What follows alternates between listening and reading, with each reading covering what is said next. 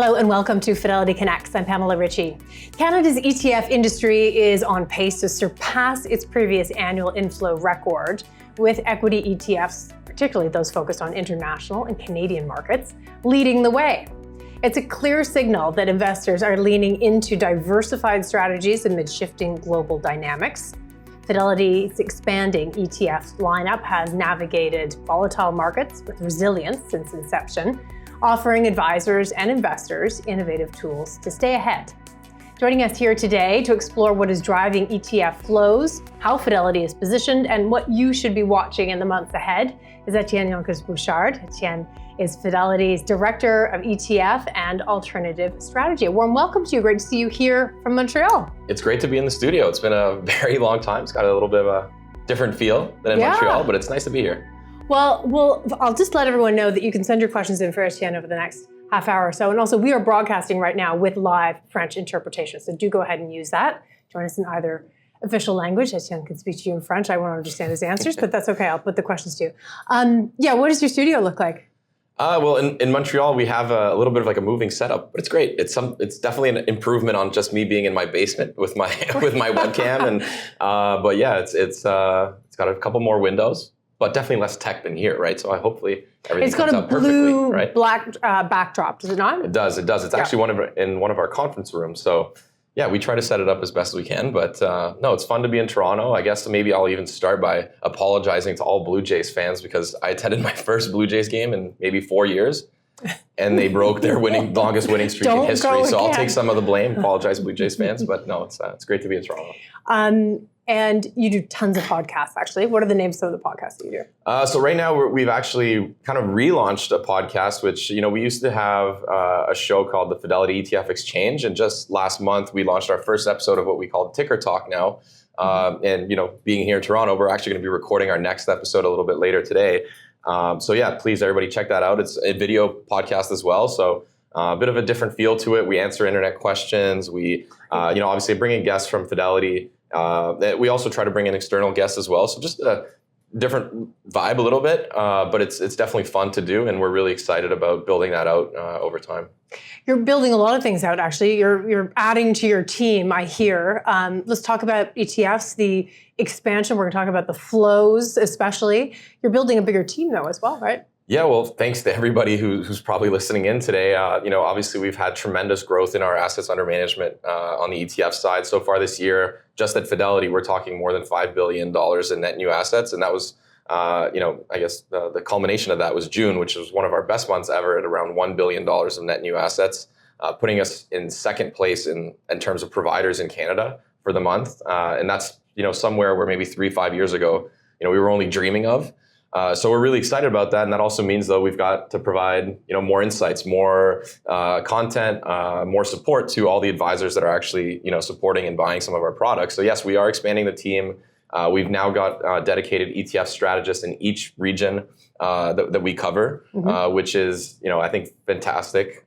Just once again, we just want to make sure that one, the message that we're getting out is clear, and that we're providing the right insights to our clients. And then just offering more research around all the products that we have, which is now more than 50 ETFs. Amazing. We're going to go around the world a little bit, ask you about the international trend that we've seen for investing. But first, let's talk about flows. Actually, I think we'll put the first chart up here. We've got a chart to help us guide us through this. But it's been an extraordinary time. You can look at it on a year-to-date basis, considering what has happened year-to-date. Take us through a little bit of what you've seen. Yeah, it's been an extremely strong year for the Canadian ETF industry, and obviously this is not just Fidelity. This isn't the entire industry. Like you mentioned in your introduction, we're well on pace for a record year at $54.8 billion year to date as of the end of June. I mean, if we were to take that times 2, it would be more than 25 billion more than previous years, which I think is quite astounding. June was slightly less than previous months, which is kind of normal as we roll into the summer months. It feels like everything just slows down a little bit, but still $7 billion in net new assets is non-negligible. Some of the key trends that we've highlighted so far this year have continued. We've seen international equities continuing to lead the way in terms of the 3 main regions being US, Canada, and international. International including as much the developed side, so like Europe, Asia Pacific, as well as emerging market economies. So all those equity mandates that invest in those areas of the world have been really popular so far this year, with about 60% of the total equity component, and that continued obviously in June with 2.2 billion coming in. So I think that's the main story. Yeah. But other amazing. little, maybe kind of more niche stories, if you will. On the fixed income side, it was a slower month with $1.4 billion in June. A lot of that was kind of rotations and additions into more duration-focused products as yields have increased over the past month or so. You've seen, every time, the 10-year or 5-year goes up by 10, 20 basis points, you start to get more bids, right? Somebody's now willing to take on those bonds that are, yielding 4.5%, 6%, 5%, 6% in certain cases. Whereas maybe when they were, when rates were coming down and the yield curve had kind of, rallied, if you will, there was a bit less appetite. Now we're seeing cash alternatives once again being sold to buy longer term, maturity and duration products. What about crypto? We can put that up for one more second. Just take us through the crypto story, because it's also been taking over the reins, it seems, from gold.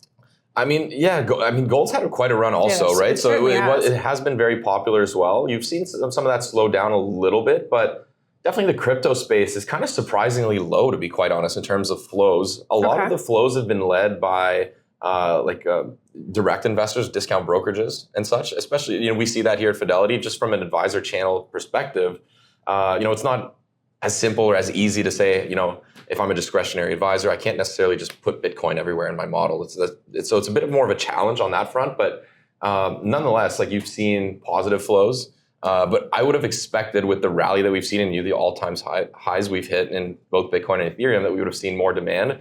That being said, there has been a bit of product innovation as well. There was a Solana ETF that was launched this year. I think we might start to see a bit more altcoins, or I don't want to say meme coins, or there's other words, maybe less nice words for them. Because there's a whole other meme story going on right now, but we'll talk about that later. But it's been a growth area, but it's not to the pace that we've seen in the US for sure. And in Canada, it's a bit more mature, it seems like. Okay, that's super interesting. It's also been around a little bit longer. Yeah, it's been around longer. I wonder if we can take a look at the phases, because the year-to-date number is one number, but it's quite fascinating what the investments, the ETFs that you oversee, have done through the dips and rises over the course of the last now 7 months of this year. It's been a little bit of a wild ride. It's been an interesting year for sure. It feels like we've gone through 3 main phases, to say the least. And obviously, with the lineup, the way that we've structured it is heavily focused on factor investing and various equity factors such as high quality, value, low vol, momentum, dividend, and those different factors obviously they behave very differently through various market cycles. And you've already seen, this year, there's been kind of 3 mini phases. And if we throw up actually slide 5. It's a great also way to explain attribution on, say, our all-in-one ETF portfolios, which include all the different factors. And so we walked into the year and momentum was still going from really last year. Yeah, so the way that we identified, and this is from our partners at FMR, who we work with very closely, who are our quantitative index solutions team headed by Bobby Barnes, who many of you might have heard from before, and is a great partner for us. We have the chance to chat with them very often, and sometimes, actually often, they produce really cool slides. And this one I particularly loved. Basically, the 3 different phases that we've identified is trend continuation. So as you mentioned, basically what worked in 2024 continued to work for the first couple months of the year. So you saw momentum as well as high dividend do quite well to start the year. And then as we went into the tariff tantrum, which is obviously initiated by, we had Liberation Day and all this April going on, 2nd, which lasted about, a month and a half to 2 months in anticipation of, and then the actual day of it happening. You saw, momentum basically being the one factor that underperformed. And all of the other factors falls working. off the cliff. Yeah. Yeah, exactly. And this is relative returns to, and this is looking at the US and it's looking at the Russell 1000, and then each one of those factors on a relative basis to the Russell 1000. So when we see the red line for momentum being at the bottom at minus 6%, that was a 6% underperformance relative to the benchmark.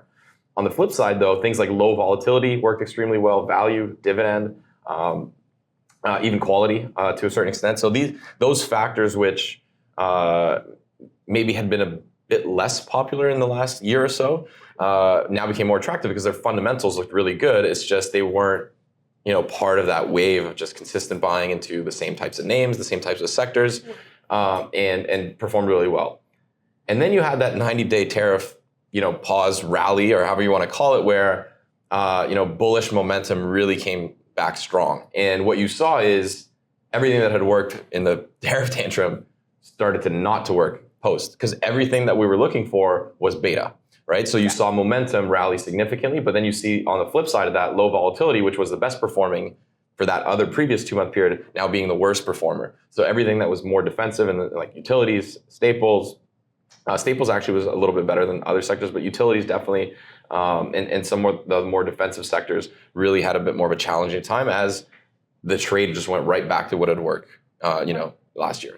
So when the all-in-ones is it an equal weighting to the different factors? How do you use all of them all of the time? Yeah. So that if something suddenly happens, like Liberation Day, or perhaps the V-shape coming out of that, you're able to kind of capture a smoother ride. Just tell us how you work that, or why you do that. Sure. I guess. Actually, maybe we can throw slide 4 on to the screen for our audience, and that's going to maybe, once again, like every time I'm here, we'll throw the slide on. So sure. Everybody's pretty used to it. But it's just to highlight, the various portfolios that we have on the all-in-one ETF suite, if you will.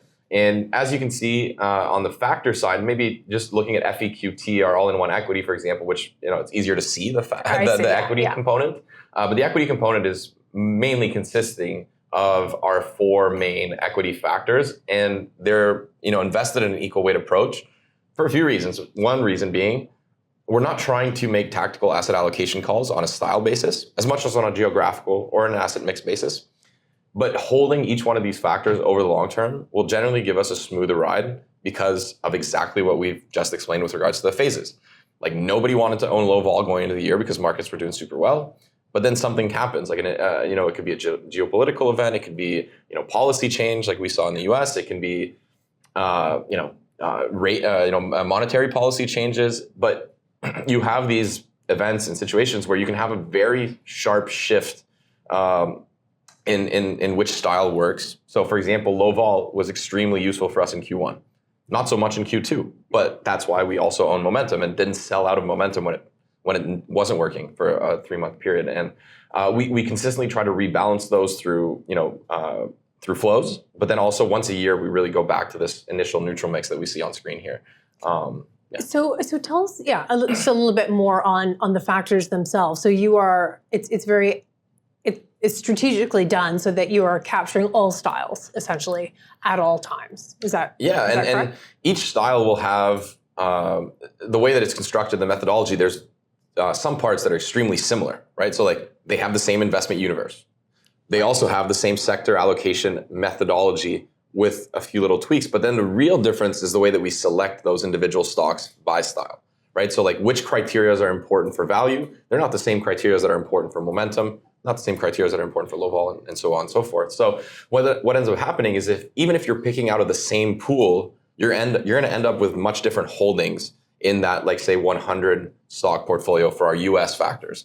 And the thing that is the most interesting, obviously, is we're looking at fundamental characteristics. We're not looking at, momentum is looking at price momentum and kind of trends. That's a little bit different. But the others, you're looking at things like for value, free cash flow yield. You're looking at EV to EBITDA. You're looking at forward price to earnings, price to tangible book. Like, those are, metrics that display value characteristics, and they're unbiased in the way that we select them. Is that these are the 4 metrics that we look at. You screen well, you'll probably be in the portfolio. You don't screen well, you won't be in the portfolio. Right. And it creates these very diversified stock portfolios where the factors themselves, some of them have, it's not negative correlation because they are just, say our US quality and US value ETF, they're both 100 stocks. They're both US large caps and mid caps.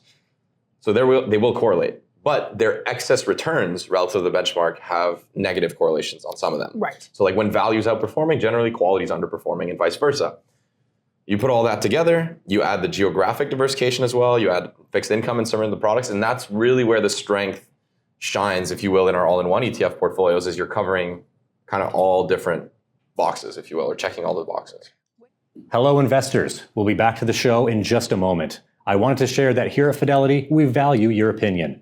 Please take a few minutes to help us shape the future of Fidelity Connect's podcasts. Complete our listener survey by visiting fidelity.ca/survey, and you could win one of our branded tumblers. Periodic draws ending by March 30th, 2026. And don't forget to listen to Fidelity Connects, The Upside, and French Dialogue Fidelity podcasts, available on Apple, Spotify, YouTube, or wherever else you get your podcasts. Now back to today's show.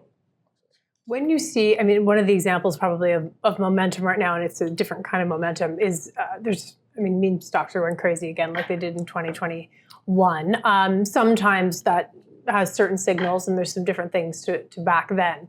But in any case, what happens, because you're active, you may not be choosing some of those names. Maybe you can just give us a bit more on how you choose stocks, how you stay away from other ones. Yes, so actually the period where we have kind of this, I don't want to say euphoric, but like when you have this like really positive momentum around a lot of names that don't really screen well from a fundamental standpoint. Right. Like they've become very popular, they have momentum, maybe like expectations have risen rapidly where like growth expectations went from 20% to 200%. Like there's no way for us to fundamentally capture that with a factor methodology other than through momentum potentially.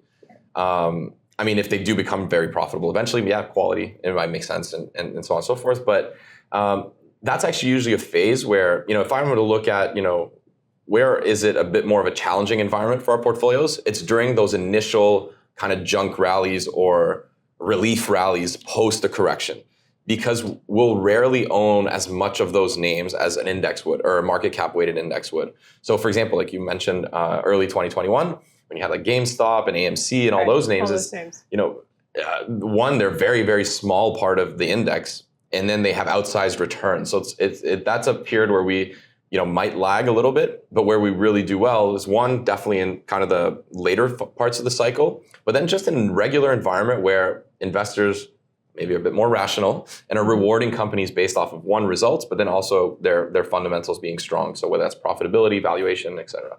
And a valuation growth path is just a little smoother than what you're watching. Exactly. And if I look at, say, like our all-in-one equity, it's usually going to have a downside capture of about 80 to 85% of, say, an MSCI World Index. Okay.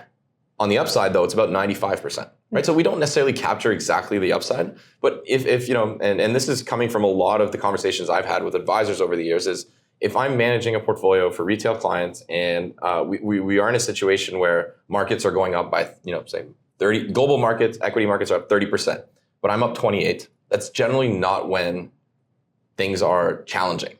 When it's challenging is when markets are down 20 and you have a portfolio that's down 26. Yeah. That's significantly harder to explain for clients, and hence why the construction approach that we have in our portfolios is to say, let's help you out as much as we can during the tougher times. Sure. And maybe if we miss out a little bit of the upside and kind of the really exuberant upside parts, that's something we're willing to accept. That's something you're willing to accept. Have you noticed trends, or can you tell us about anything where you've seen certain things go in and out of favor? I'm thinking a little bit of, so an alt equity sleeve, you just explained that seems to be extremely popular. Yeah. There are also ways that clients get exposure to perhaps a sector, or they want to just add. Do you find there's a bit more of a wanting of a diversification rather than adding up different perhaps sectors or different styles like that? What's shifted? Yeah, we didn't mention it in the initial flows and trend part, but there's something that we've seen over the past couple of months is we've seen a decline in demand for sector-specific ETFs. So like some that were very popular in Canada were like bank ETFs. You had energy ETFs that were just investing in the Canadian energy sector. Like those have been a bit less popular. And those are also two kind of cyclical sectors. So maybe there's a correlation there. But there's an oil price story perhaps that could also be a part of it. There's probably many different things impacting it. But in the sense that like we've seen more demand for kind of these core solutions. And actually we've seen it also on our all-in-one equity ETF portfolio, which is like a global diversified equity portfolio. We've seen more demand into that as, say, instead of buying 5-6 different lines to get my global equities, maybe I'll just use this as a core allocation and then, maybe a few little things around it. But in terms of, wanting to add diversification, that kind of brings me back though to the demand for international, right? Because it's been a fairly, once again, I don't want to overgeneralize, but it's something that we probably don't own a lot of as Canadians in general. Right? Yeah. Like we generally own a lot of North America and a lot of Canada, which is a domestic bias, which is traditional for any investment market globally. But international developed markets represent about 25% of the global stock market. And it's very rare to find a Canadian investor that owns that much. And this year, with the performance that we've seen in those markets, as we saw flows and demand go up, we've definitely seen an increase in demand on our end as well with some of our products that we have on that side. And what are the products that you have on that side? I mean, what is the main? Yeah, so we have obviously like each individual factor that are part of the all-in-one ETF portfolios. But then last year, once again, like we're trying to follow the demand and follow what our clients are telling us. We created our all international equity ETF. The ticker is FCIN. Actually, we have a slide. We do have it in a fund version as well. I don't know the code by heart, unfortunately, but what we've done is similar approach to the all-in-ones. But let's say like somebody just wants international equities. Like, can I just buy all 4 of your factors in one ticker? So that's kind of the rationale of how we got here. And then we built it with an equal weight approach similar to that we did to the all-in-ones. And the objective of this one, and the reason why I particularly like this one, is because the international market is, generally speaking, less concentrated and less efficient than, say, a US market. Right. So when I compare, because we have a Canadian and a US version, but this international one stands out from a consistency basis. If I look at, say, backtest, these are indices that we can look at and backtest. There seems to be a story about consistency with international markets where you're picking, the MSCI IFI index is more than 1,500 stocks. It's not 500 like the S&P 500. Yeah. The largest stock is a little bit more than 2%, SAP. And it allows us then to create more active share. And historically, creating more active share generally leads to strong, and this is from academia, it's not something I'm just throwing out of thin air. Generally, higher active share is a good indicator of excess returns and consistency of excess returns. So when I look at that, our international, all international equity ETF, and so far since we've launched it only last year, obviously, so not a lot of live track record, but it's done exactly what we want, which is protect in periods of a bit more volatility, but then definitely do well as markets rallied internationally. So we heard overnight that the U.S. has done a trade deal with Japan and much lower tariffs than had sort of been feared. A whole piece of how Japan can and should and will be directed to invest in the U.S. and that's the deal itself. It's caused a big upswing actually in the Nikkei. We've seen Japanese stocks do very well off this. Is Japan involved in what you invest in? Absolutely. So for all of our international mandates, and I guess it's broad stroke, if you will, but in the sense that we're neutral to super regions, not by country, but super regions. So like, for example, like the UK, developed Europe, and then we have Asia Pacific, it's kind of the same thing, or and then Australia and New Zealand. So like we're staying neutral to those regions. And by doing that, in all of our international products, we own quite a bit of Japan because it is one of the largest international developed economies. So anywhere from like 20 to about 30% of our international portfolios. And in FCIN, I'd have to double check, but it's probably somewhere in between 20 and 30%. So yeah, obviously it's a great thing when Japan is going because it is a big motor of international developed markets.